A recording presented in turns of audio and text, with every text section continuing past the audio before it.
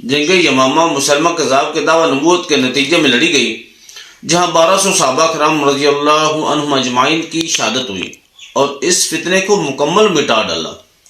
خلیفہ اول سیدنا ابو بکر صدیق رضی اللہ تعالیٰ عنہ خطبہ دے رہے تھے، لوگوں مدینہ میں کوئی مرد نہ رہے، اہل بدر ہوں یا اہل احد، سب یمامہ کا رخ کریں۔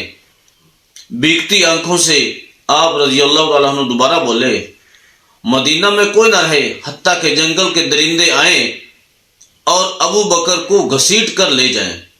صحابہ کرام رضی اللہ عنہ اجمعین کہتے ہیں کہ اگر حضرت علی رضی اللہ تعالیٰ عنہ سیدنا صدیق اکبر رضی اللہ عنہ کو نہ روکتے تو وہ خود تلوار اٹھا کر یمامہ کا رخ کرتے۔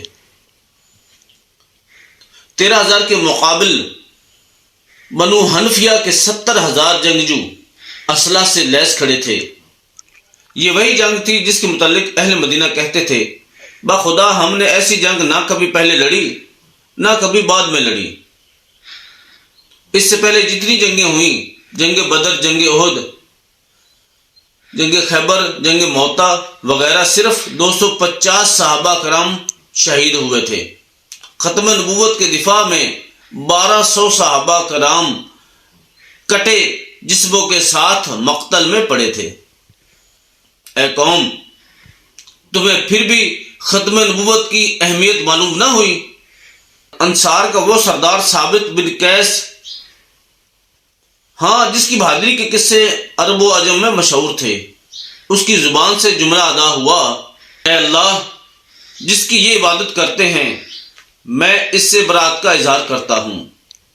پھر چشم فلک نے وہ منظر بھی دیکھا جب وہ اکیلا ہزاروں کے لشکر میں گھس گیا اور اس وقت تک لڑتا رہا جب تک اس کے جسم پر کوئی ایسی جگہ نہ بچی جہاں شمشیر و سنا کا زخم نہ لگا ہو۔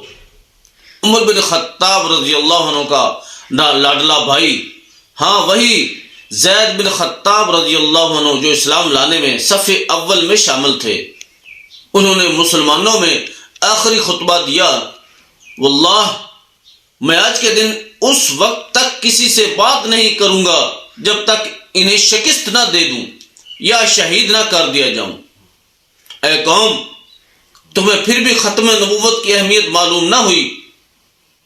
وہ بنو حنفیہ کا باغ حدیقۃ الرحمن، جس میں اتنا خون بہا کہ اسے حدیقۃ الموت کہا جانے لگا، وہ ایسا باغ تھا جس کی دیواریں مثل قلعہ کے تھیں۔ کیا عقل یہ سوچ سکتی ہے کہ ہزاروں کا لشکر ہو اور برا بن مالک رضی اللہ عنہ کہے، لوگوں اب ایک ہی راستہ ہے، تم مجھے اس قلعے میں اٹھا کر پھینک دو، میں تمہارے لیے دروازہ کھول دوں گا۔ اس قلعہ کی دیوار پر کھڑے ہو کر منکرین ختم نبوت کے اس لشکر جرار کو دیکھا اور پھر تنہ تنہا اس قلعے میں چھلانگ لگا دی۔ قیامت تک جو بھی بہادری کا دعویٰ کرے گا یہاں وہ بھی سر پکڑ لے گا۔ ایک اکیلا شخص ہزاروں سے لڑ رہا تھا، ہاں اس نے دروازہ بھی کھول دیا اور پھر مسلمانوں نے منکرین ختم نبوت کو کاٹ کر رکھ دیا۔ اے قوم، کاش کہ تم جان لیتے کہ تمہارے اسلاف نے اپنی جانیں دے کر رسول اللہ صلی اللہ علیہ وسلم کی ختم نبوت کا دفاع کیا ہے۔ کاش تمہیں رسول اللہ صلی اللہ علیہ وسلم کے ان صحابہ کرام کے جذبوں کا علم ہوتا جو ایک مٹھی بھر جماعت کے ساتھ حد نگاہ تک پھیلے لشکر سے ٹکرا گئے۔ قادیانیت ایک بہت بڑے فتنے کی صورت میں نمودار ہے، پس ہر صاحب ایمان کے ذمے ہیں کہ وہ اس کے سد باب کی کوششوں میں شریک ہو۔ اے مسلمانوں، تحفظ ختم نبوت صلی اللہ علیہ وسلم کے جہاد میں اپنا اپنا کردار ادا کرو تاکہ قیامت کے دن خاتم النبیین صلی اللہ علیہ وسلم کی شفاعت نصیب ہو۔ آخر میں میری آپ سے التماس ہے کہ صحابہ کرام رضی اللہ عنہم اجمعین کی داستان عشق و قربانی کو تمام مسلمانوں کے سامنے رکھنے کی غرض سے اس ویڈیو کو آگے شیئر کرنے کے لیے اپنا اپنا کردار ادا کیجیے۔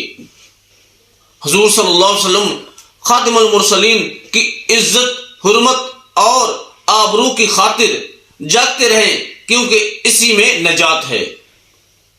کی محمد سے وفا تو نے تو ہم تیرے ہیں، یہ جہاں چیز ہے کیا لوح و قلم تیرے ہیں۔ تاجدار ختم نبوت زندہ باد۔